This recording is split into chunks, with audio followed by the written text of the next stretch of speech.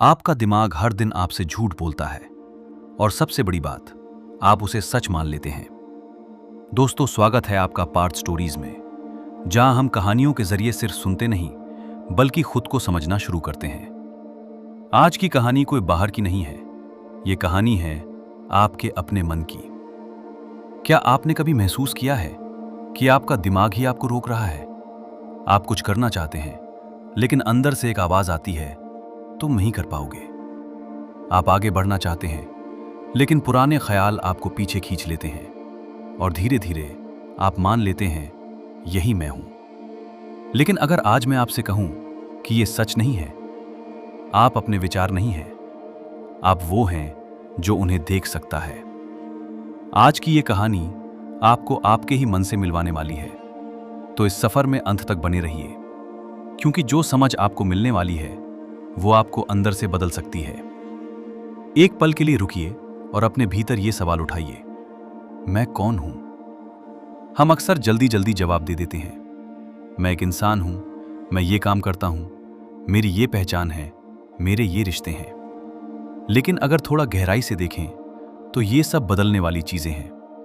नाम बदल सकता है, काम बदल सकता है, हालात बदल सकते हैं, तो फिर असली मैं क्या है? हमारा ज्यादातर जीवन हमारे दिमाग के अंदर चलने वाले विचारों में ही बीतता है। सुबह उठते ही एक आवाज शुरू होती है, आज क्या करना है, क्या नहीं हुआ, क्या सही नहीं हुआ, आगे क्या होगा। दिन भर हम उसी आवाज के साथ जीते हैं। कभी वो हमें आगे बढ़ाती है, कभी वही हमें रोकती है, डराती है, उलझाती है। धीरे धीरे हम ये मान लेते हैं कि यही आवाज ही हम हैं, लेकिन यही सबसे बड़ा भ्रम है। जिद्दू कृष्णामूर्ति ने एक बहुत गहरी बात कही थी, आप अपने विचार नहीं हैं, आप वो हैं जो विचारों को देख सकता है। अगर इस एक बात को सच में समझ लिया जाए तो जिंदगी देखने का नजरिया बदल जाता है। चैप्टर 1, माइंड और ऑब्जर्वर का फर्क। हमारा मन एक मशीन की तरह है जो लगातार सोचता रहता है। वो रुकना नहीं जानता। वो हर चीज पर प्रतिक्रिया देता है, जो देखा, जो सुना, जो याद आया, जो कल्पना की। मन की एक आदत है कि वो हर चीज को पकड़ता है और उसे कहानी बना देता है। कोई छोटी सी घटना भी हो, मन उसे बड़ा बनाकर बार बार चलाता है। कभी भविष्य की चिंता, कभी अतीत का पछतावा। अब यहां सबसे जरूरी समझ ये है कि मन और आप एक ही चीज नहीं है। अगर आप मन ही होते तो आप ये कैसे देख पाते कि मन में क्या चल रहा है? जब आप कहते हैं मेरे दिमाग में बहुत सोच चल रही है, तो ये मेरे कौन है? यहीं पर ऑब्जर्वर आता है। ऑब्जर्वर वो है जो मन को देख सकता है बिना उसमें खोए। इसका मतलब ये नहीं कि मन गलत है। मन एक टूल है, लेकिन समस्या तब होती है जब हम टूल को ही अपनी पहचान बना लेते हैं। जब ऑब्जर्वर जागता है तो धीरे धीरे यह स्पष्ट होने लगता है कि विचार आते हैं, लेकिन मैं उनसे अलग हूं। चैप्टर 2, विचारों की प्रकृति को समझना। विचारों का स्वभाव बहुत दिलचस्प है। वे अपने आप आते हैं और अपने आप चले जाते हैं। आपने कभी बैठकर यह तय नहीं किया कि अब मैं चिंता करूंगा या अब मैं डर महसूस करूंगा। फिर भी यह सब अपने आप होता है। कभी कभी बिना किसी वजह के मन भारी लगने लगता है, कभी बिना कारण खुशी आ जाती है। ये सब विचारों और भावनाओं का खेल है। अगर आप थोड़ी देर शांत बैठकर सिर्फ अपने मन को देखें तो आपको दिखाई देगा कि विचार लगातार बदल रहे हैं। एक विचार आता है, फिर दूसरा, फिर तीसरा। कोई भी स्थायी नहीं है। इसको समझने के लिए एक आसान उदाहरण है, आसमान और बादल। आसमान हमेशा वही रहता है।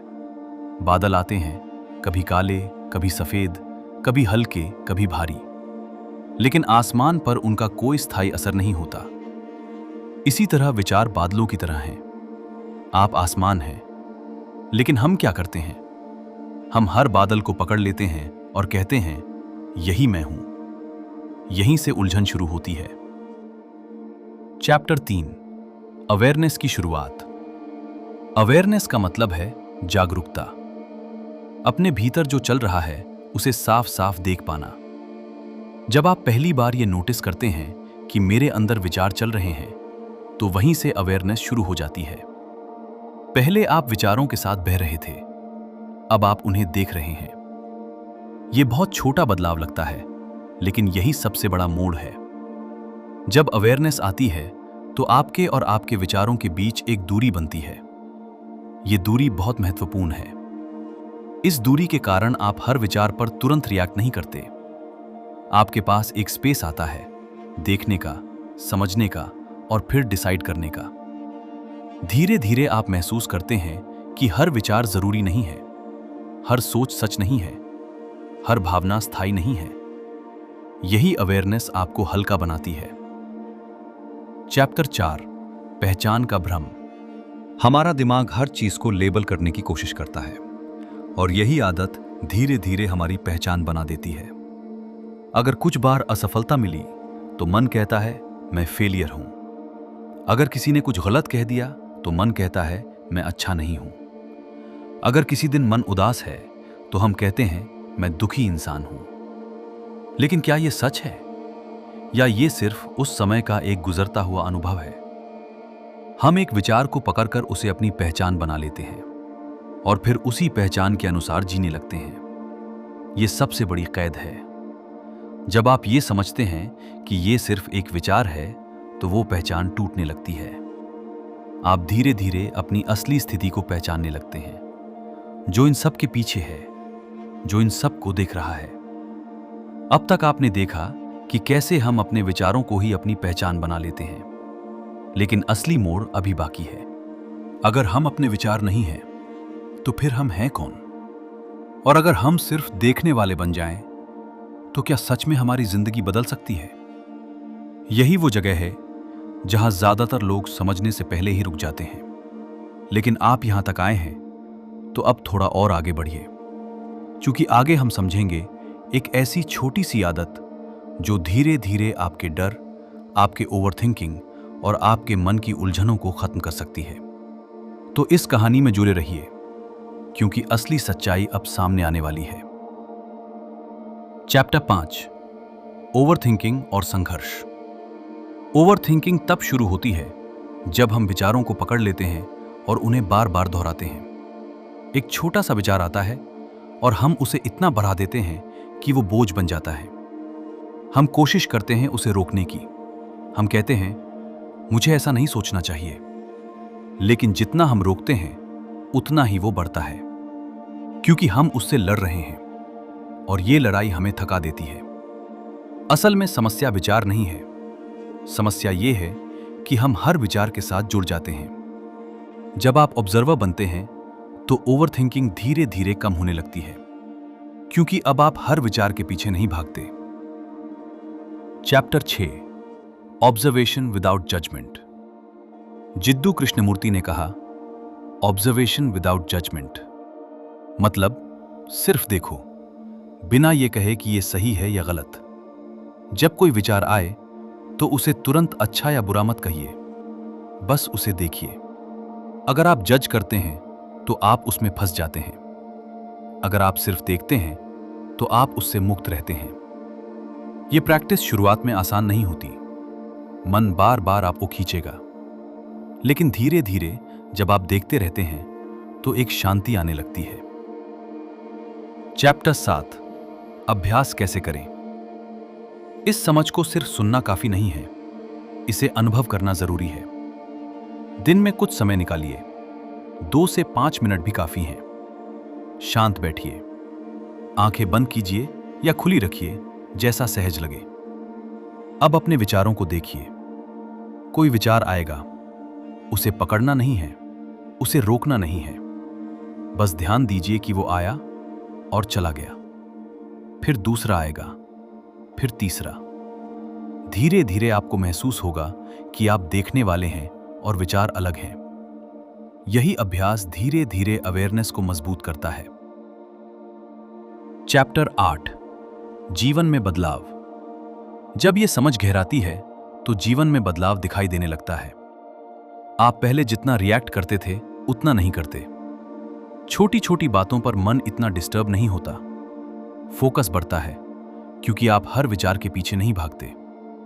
आपके निर्णय साफ होते हैं, क्योंकि आप उन्हें स्पष्टता से देखते हैं। सबसे बड़ी बात, मन हल्का होने लगता है। आप महसूस करते हैं कि आप अपने ही बनाए बोझ से मुक्त हो रहे हैं। चैप्टर 9, भावनाएं और विचार। हर विचार के साथ एक भावना जुड़ी होती है। अगर आप किसी नेगेटिव विचार को पकड़ते हैं तो उससे जुड़ी भावना भी गहरी हो जाती है। लेकिन अगर आप उस विचार को सिर्फ देखते हैं तो भावना भी धीरे धीरे शांत हो जाती है। इसका मतलब ये नहीं कि भावनाएं खत्म हो जाएंगी, लेकिन उनका असर कम हो जाएगा। आप उन्हें महसूस करेंगे, लेकिन उनमें खोएंगे नहीं। चैप्टर 10, असली आजादी। असली आजादी ये नहीं है कि आपके पास कोई विचार नहीं होगा। मन हमेशा सोचेगा। असली आजादी ये है कि आप उन विचारों के गुलाम नहीं हैं। जब ये समझ अंदर बैठ जाती है तो एक गहरी शांति आती है। आप जानते हैं कि जो भी आ रहा है वो जाएगा, और जो देख रहा है वो स्थिर है। कंक्लूजन। अगली बार जब आपके दिमाग में कोई भी विचार आए तो तुरंत उसमें मत उलझिए। बस रुकिए और अपने आप से कहिए, ये सिर्फ एक विचार है और मैं इसे देख रहा हूं। यही अवेयरनेस की शुरुआत है। यही भीतर की आजादी की पहली सीढ़ी है। अगर आप इसे रोज थोड़ा थोड़ा अभ्यास में लाते हैं तो धीरे धीरे आपका रिश्ता अपने मन से बदल जाएगा, और जब ये रिश्ता बदलता है तो पूरी जिंदगी बदल जाती है। तो दोस्तों, अब जब आपने ये कहानी सुनी, बस एक पल रुकिए और अपने अंदर झांकिए। क्या आप सच में वही हैं जो हर समय सोचता रहता है, या आप वो हैं जो उसे देख रहा है? अगली बार जब कोई विचार आए, चाहे वो डर हो या शक, बस अपने आप से कहिए, ये सिर्फ एक विचार है और मैं इसे देख रहा हूं। यही शुरुआत है अपने असली स्वरूप को पहचानने की। अगर इस कहानी ने आपको थोड़ा सा भी छुआ हो तो कमेंट में जरूर लिखिए, मैं अपने विचार नहीं हूं। और पार्थ स्टोरीज को सब्सक्राइब करना मत भूलिए, क्योंकि यहां हम सिर्फ कहानियां नहीं सुनाते, हम आपको आपसे मिलाते हैं। मिलते हैं अगली कहानी में एक और गहराई के साथ। धन्यवाद।